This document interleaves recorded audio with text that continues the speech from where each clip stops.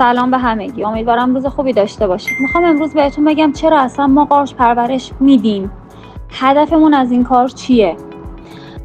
ببینید دوستان، سالانه مقادیر زیادی ضایعات کشاورزی مثل کلش گندم، برنج، برگ نخل، پوسته پنبه، ساقه و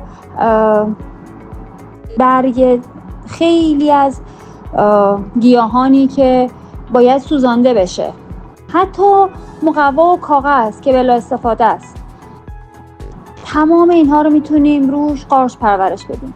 اینی که بسوزونیم یه ماده رو اصلا کار خوبی نیست. اول که حالا آلودگی زیست محیطی داره، بعدی هزینه کارگری داره، اما اینکه بیایم از یه ماده بی ارزش مثل ضایعات کشاورزی یک ارزش غذایی بالا مثل پروتئین رو به دست بیاریم، بزرگترین کار ممکن است. اشکال تمام کشورهای عقب افتاده، تمام کشورهایی که مشکل غذا دارن، اینه که اون به دست آوردن پروتئین سخته.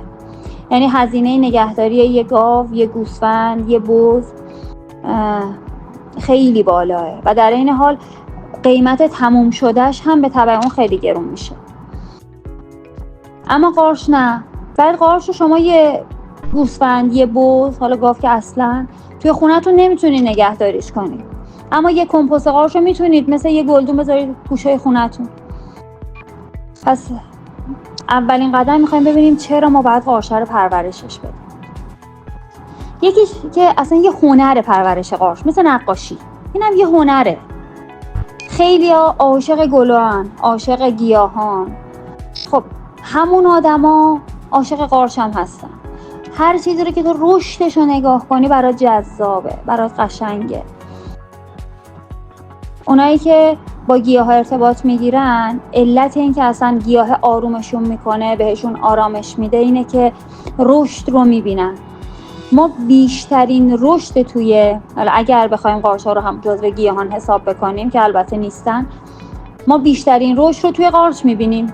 امروز قارچتون اندازه یه فندق، فردا میاد اندازه یه گردو میشه، پس فردا باید این قارچ رو بچینیدش، پس اون فردا دیگه اندازه یه نلبکی شده. و خود این روند رشد دیدنش به ما انرژی میده